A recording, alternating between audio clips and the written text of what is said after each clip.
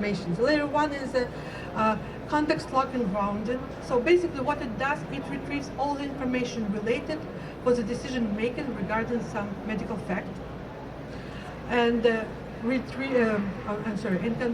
constrained AI to go beyond these data sources it identified for the decision making. You can easily test this layer. Remove one of the most recent policies or the protocols or one known piece of data and see if system would clearly indicate it's absent or will just, substitute with some hallucinated or fabricated information. Layer number two is when the scoring system actually lives. You can also test it really easily. You can just see some known mistake and watch the final score drop. Contradiction detection. This is a layer when we actually surface those contradictions and use clinical rule engine as a final pre-check before the decision is made. And the legally required layer that actually keeps track on everything what's going on in the system. You can also easily test this layer. Just see if you can restore the full picture around some medical fact or some statement from the patient chart and see how well you prepared for the audit actually. We also prepared a brief demo for this session that basically to demonstrate how the verified output architecture is actually worked with the SBAR report generation using the AI tool. SBAR generation using AI seems to be a low-hanging fruit, except for two facts. The fact number one, that 80% of serious medical errors involve communication failure at the handover. At this point, some of you may say, okay, let's just bring in the human, make them review the output, and make a decision. For you, I have fact number two. 82% of the studies link fatigue to medical errors. And it actually, this risk actually peaks at the end of shift. That's exactly when the SBAR should be generated.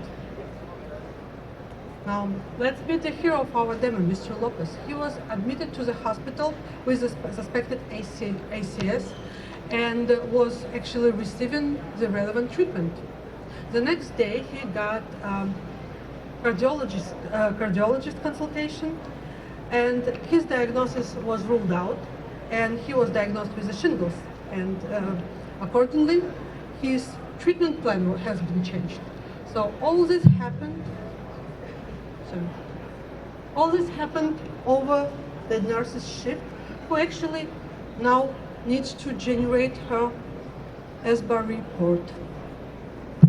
So I hope it's running.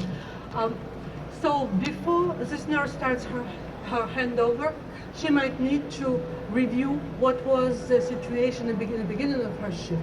So she refers the incoming handover section of the tool. That actually clearly states that Mr. Lopez has ACC suspected in the beginning of her shift, and was due to ACG control, like a cardiology consultation, and was prescribed with some medications. So she can actually have a full picture of what was handed to her in the incoming handover, and now she's ready to start her own. Once she clicks Start Handover button, system retrieves all the available information regarding the patient, cross-checks it, validates it, and drafts the report. The report, as you can notice, is scoring quite low. That's because the background section has two conflicts detected. Basically, the diagnosis has been changed, and accordingly, the medical prescription were changed. So she needs to review and resolve those conflicts in order to move forward.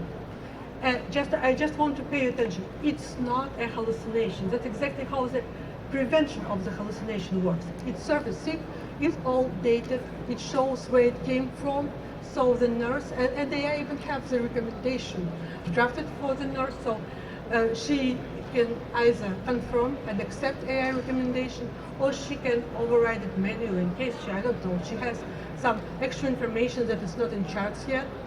So same conflict is highlighted for the prescription. It used to be one set of drugs, now it's another to treat the shingles condition. So just for demo purposes, she wouldn't override it, she will just confirm and accept both recommendations. Sorry, we need some time.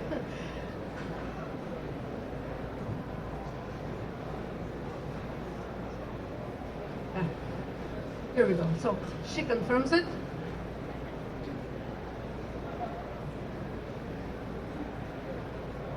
And now the draft was should be actually updated. See, the confidence score jumps up. That's because all the statements are well grounded. There are no contradictions, so a nurse can take a final look on this draft, and actually, if she agrees with everything, she can confirm and sign it. Once she did it, system generates contributes the records to the audit trail, making sure that system tracks all the necessary information about this action within the system. So no other action are needed. The system is ready for a next shift. So clinical AI systems being deployed today are hallucinating mostly because they were not designed with the prevention mechanism as a primary engineering constraint. They are designed to produce a fluent, complete looking output. That's exactly what they're doing, even when they're wrong. The good news are the output verification architecture exists, and all those hallucinations can be highlighted. Okay, not all of them, but majority of the hallucination can be highlighted. They can be treated before they affect the judgments, that before they reach out the clinicians, before they actually bring harm to the patients. I know you listen to me quite long time, so I want to give you some handy tip at the end of this presentation. It's a very brief 6-question checklist that you can use on the go to evaluate an AI tool quality and its ability to resist the hallucinations. The first one, take a look if your system can, if you can actually trace back every statement to the source document. If you can do that, that means that if you cannot do that, that means that you cannot differentiate the fabricated data from the grounded one. Number 2 is the confidence visibility. Without those visual signals, you cannot, every output, remember that AI generates very fluent, very confident looking output.